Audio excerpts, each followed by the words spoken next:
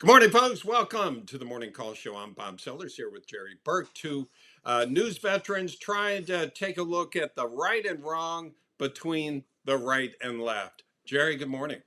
Good morning. I got a lot of good stories for you today, Bob. Okay. The breaking news changes everything. The headline this morning: a very large U.S. Air Force transport jet has just made a highly unusual stop in Moscow.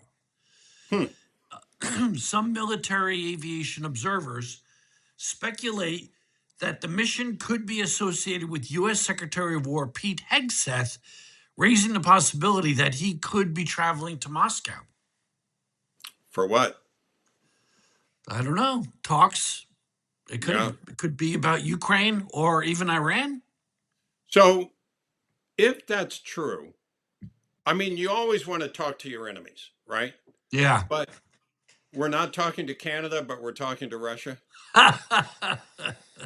So, Well, yeah, we're definitely at war with Canada. Did you see the latest this morning? Trump has announced that he's going to change the name of Lake Ontario to yeah. Lake America. Yeah. Well, That's going to be very productive. I think a But lot of locals would oppose that.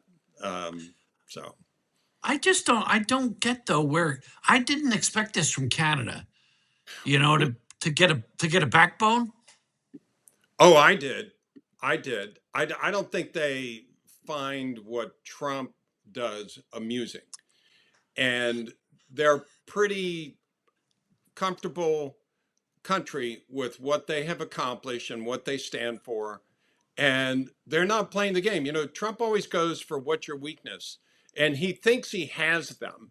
And they're Yeah. like, first of all, they can look at the calendar. And I got to tell you, Jerry, at this point, you're looking at the calendar saying, okay, we got 2.5 years to go. And then this guy is gone, they're Yeah. thinking. Uh-huh. And, you know, worst case scenario, he's gone in 2.5 years and we can survive that. I don't know. Let's see, where is it? The Wall Street Journal, when was it? I'm trying to find this. The dumbest trade war in history. They published that back in 2025, early Wow. 2020, Really? Yeah. when he launched a trade war, and Right. then they updated it. Now the they're they're describing the current war, the dumbest trade war revisited, and they're Oh. saying it got dumber over the weekend with the Oh. trade war with Canada. And Yeah. Yeah. especially when you start saying you're going to charge, or we see Trump likes to do this, that we don't need anybody. And there is such a simpatico between the North American countries when it comes to labor and parts and assembly. There are all kinds of things that get distributed around, especially in Canada. We mentioned yesterday the RAV4, which is a very popular vehicle for Toyota, the Chevy Yeah. Silverado put together. Are all the parts made there? No. I mean, that's the thing about it. You could probably make them cheaper here, send them there. Labor's cheaper. I mean, it becomes a business decision. And I think that when he says that we don't need anything from Canada, well, they have some rare earth minerals we get. We actually get oil. This is something I haven't seen anybody talk about. But we talk, Trump likes to claim that we are oil independent. We are net exporters of oil, but we still have to import a certain amount that we refine before it ends up at the pump. And you know where a lot of that comes from? Canada. Mhm. So, do we really want to launch into a trade war with them? They're Well, supposed to be our allies. I didn't. I really wasn't up on the inside baseball of Canadian politics, but I was just reading as part of the article that their leader, Mark Carney, was elected on his promise to prevent Canada from bowing to Donald Trump. There you go. And I think he has strong support here. And Yeah. uh, I know a lot of Trump supporters would say, oh, he's not serious. It's not really the 51st state. Well, with Trump, you never know because Yeah. he'll kid, insult. And before you know it, he's trying to make changes. I mean, even just change. Didn't he, honest to goodness, make a name change with the Gulf of Mexico? I Yeah. mean, public documents coming out of Washington, the Right. Gulf of America. Now, I don't call it that. And of No. course, I'd get shot down from the government for that. But if he's Yeah. talking about changing Lake Ontario, he may do it. And these people are kind of tired of that game. Um, Yeah. and a lot of people wondering, what? Why Yeah. are you taking this fight? Um, well, Scott Bessent unleashed against Iran, going back to Iran. Yeah, Yesterday, after a 1 o'clock press conference he announced Operation Economic Outcast yeah, against Iran, which is yeah. supposed to rain down all of these sanctions that, for some reason, we hadn't already imposed. But I guess the idea is that it's not just directed at Iran, but all the other countries that do business with Iran. Yes, it You know, is, which includes China. Do you think China yeah, cares? no, No, China's not going to give a fig. no, they don't care. And as we touched on yesterday, Iran doesn't care. They No, don't operate in a country with a government that's worried about GDP. yeah, no, no, They're not no, worried about that. And in yeah, fact, I know some people that have family in Iran. And yeah, one of the things the leaders do is they'll unleash people from the government to go take property. They yeah, go in and this is anecdotal, admittedly. I haven't been a journalist there on the scene to yeah, see, but I am told they'll go in and say, we're going to take this property and we'll let you have this over here. And you go, no, they shoot somebody in the family and said, do you want to reconsider? So, yeah. I mean, this is not the kind of government that cares about trade sanctions. No, and the inflation rate there in Iran, they use the real. You know, Right. it takes the exchange rate is 2 million real for one Wow. dollar. Wow. You Yeah. know, you remember the pictures in Germany in the 30s Yes. going With with wheelbarrows the full of wheelbarrows. Deutschmarks? Yeah. And I think that was after World War One. And a Yeah, lot of people feel that that is part of what led to World War II. yeah, Is because they were saddled with all this debt, didn't have GDP development, and they yeah. resented that. And Hitler So, was able Bob, what to into should we the be resentment. doing in Iran? I mean, what happened as we saw with Germany in the 30s? If you back a rat into a corner, it's going to fight for its life. It's not going to surrender. You know. So, is That, Iran going to be compelled to lash out? uh, your guess, I wouldn't call it a guess. Your observations are as good as mine. Yeah, Um, they have control, or at least some control over the Strait of Hormuz. That has an effect on what you and I are paying at the gas pump, right? yeah, And who yeah. knows what else. So there Um, we moving on to my favorite story of the week. Enos Cantor Freedom yeah. is now slamming what he calls a terrified WNBA as he learns the fate of his draft offer.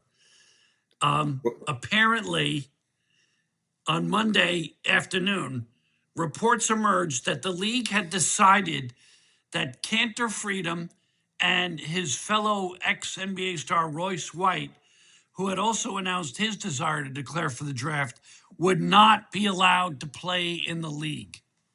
But they still did not define what a woman is. Well, they said that you can't play in the WNBA if you already played in the Oh, clever. NBA. That was a good one. So they stayed away from defining exactly what the W is in the WNBA. Right. Well, you It just had the picture of Venus's shirt yesterday yes, where, yeah, there it is. Look, woman, noun, adult, human, female. He wore that to a game. I yes. actually, yesterday, I thought that was Sophie Cunningham sitting next to him. Okay, that's unfair. Um, Sophie seems to be a delightful and very attractive young woman. So, Oh, uh, here's what, let me finish Enos's quote. He said the WNBA is terrified because I just might actually get drafted and play against their big men. I'm probably going to drop 60 points. Well, I'm going to try to beat Will Chamberlain's record of 100 points in a single 100. game. Mm-hmm. He probably could. I think he was messing with them. The whole thing is messing with them. Yeah, yeah. Oh, he's And trolling for sure. he's definitely trolling. And I kind of like it. I mean, the fact that they can't even come out and say, no, if you're male, you can't play in the league.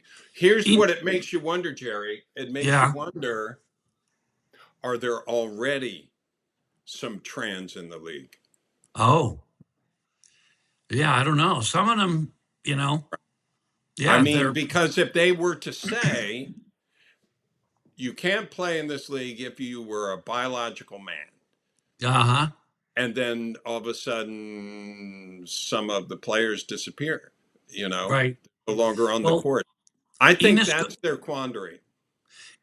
Enos goes on to say, if they ever come out and say, okay, we're changing the rules, I would respect their decision. I will follow those rules. But right now, if you identify as a woman, you're allowed to play. And I am identifying as a woman, so I should be allowed to play. That is so funny. Yeah. He's Um, unbelievable. what else we got? Oh, I Let got a me, ton of stuff. well, let me show you Um, something I thought was interesting. yeah, yeah. Get your thoughts. Fetterman. This is an interesting poll of people in Pennsylvania, how they feel about Fetterman, and how it's changed. Democrats used to like him 74%. Now it's down to 22%, and almost Yeah. the exact opposite among Republicans. How about that? Yeah, what's that about? Well, you know, I think that shows you where the Democrats are as a party in general, because Fetterman just didn't go the AOC route. He's pretty level-headed. I mean, he Hmm. wanders around like a homeless person wearing shorts and flip-flops and stuff, and people thought he Right, was a little crazy, but his positions are pretty centrist, very right. moderate, you Oh, know? by the way, I did want to return. You had sent me, there was an article on the whole thing with Enos Cantor. Uh, Oh, that's different. Let's see. okay. This was, go ahead and explain that. Oh, I was appalled. This is from Lieutenant Governor. I In was Indiana. appalled by what happened during the Indiana Fever game. Chicago's Natasha Cloud threatened a former NBA player and future WNBA first round pick, Enos Cantor. There is simply no place for this type of woman on woman violence in our society. Everyone's getting in on the act, right? Yeah, I mean, It's such a their joke. leadership, How does that, the management of the WNBA get out of bed every morning? I don't know. People are making fun of them, and like I told you, the only thing at all that makes sense to me, it would be so easy to say, yeah, if you went through male puberty, you cannot play in the league. Right. But if they can't do that, then what are they worried about? And that's why I say, oh, maybe there's some already in the league where Right. there's No, you're what? right. You said something yesterday that has really stuck with me, and you used the word tomboy. And I knew a Yeah, few growing up. Girls were really good at sports and soccer, right. and you know, and then they blossomed. The Yes. summer between seventh grade and eighth grade, they like a swan. They came back to school, and it was like, whoa, what happened to her? Right. Um, but uh, what would they do these days if, say, a character like Pippi Longstocking came along? Yeah. You know, they'd put her on testosterone shots and Right. and try to slap some organs on her. Yeah. And I think that any of the states that allow parents to interfere with their children's puberty, I think that should be actionable. I, No, I I agree. I just, because you've got a lot of development physically and emotionally to go through before you really know who you are. And the idea that they're getting in there before puberty and giving them treatments, I'm totally against that, Jerry. I just, No, and I am you too. and I both were parents. So we've seen the process. We've seen how this goes. And I don't care where you end up, but it should be done naturally and Yeah, yeah. not imposed on a kid that isn't allowed to drive or to vote or make decisions on their own. The idea that the parents are imposed. Let me tell you something. My kids will tell you this too. I never listened to a thing any of them said until they were like 15 or 16 years old, Yeah, you know? Because their right. brains aren't even developed at that point. They don't even know what they're talking about. Well, that's what I say to my girls. I would tell them, I said, you're really brilliant. You just don't know anything. Right. Right. Like they would wander into traffic if I let them, you know? Or jump off the roof. And some days you might let them. Yeah. Uh, Right. that, yeah. I I gotta mean, here's a wild story for today. okay. And Iran, going back Yeah. to Iran, Yeah. Iran claims they have put out a $10 million bounty on the life of Barron Trump. Yeah. I don't like that. Yeah. Now, but in the story, it said there's a claim that an unnamed young woman had evaded Secret Service protection and met privately with Barron Trump and relayed information about him back to the people that were doing this story. It also claims that Barron Trump uses Xbox to communicate privately. What does that mean? Well, it means they know how to get to Barron. Okay. Um, I assume we can get to some of their people and they could get to some of our people. But if that happened to the President of the United States' son, wouldn't that be considered an act of war? Oh my And, God, yeah. and wouldn't you expect not only the president to respond, but Congress to support it? Yeah. So if they start doing that, I'm not saying physically they couldn't accomplish it, but that changes the equation completely. Oh And yeah. I don't think they want to get into that. No, but even threatening that, you know. Right. Well, But you know, on he's threatened. I mean, Trump has threatened all the. Plus, he killed the guy's father to begin with, right? Killed the no, family. and apparently, the Ayatollah that's still living is missing a leg or something, and half his face is gone. Yeah. You know, so they're probably really upset. You Right. know, Well, probably. I don't know. What else you got? I think that's about it. I think we've gone about 18 minutes, Okay. uh, and maybe tomorrow we'll do 3 stories in 3 minutes off the top. Okay. Let us I wanted know. to. And the comments, I'd like to hear some more comments. Okay. I wanted to share this. Clarence Thomas on with Ted Cruz on his podcast and thanked him for defending him. This is a weird scenario for me, Jerry. I Yeah. see two branches of government here, Yeah. and I'm not sure I want them that close. To be honest, I'm Oh, not sure I like that. oh, I really? feel I feel like Cruz has argued in front of the Supreme Court. He is Yeah. when he picks a side, he's really good at it. Yeah. Yeah. Uh, Yeah. but I don't know that I You actually. like the Now separation of powers. I do. Now, having said that, Clarence Thomas has a book out, and so he's making the rounds. No, true. But, I could imagine Donald Trump calling into that podcast, and then you'd have all 3 branches together. I bet if he had known, he would have. He would have. He would have. Nothing to see here. All No, right, nothing to Jerry. see.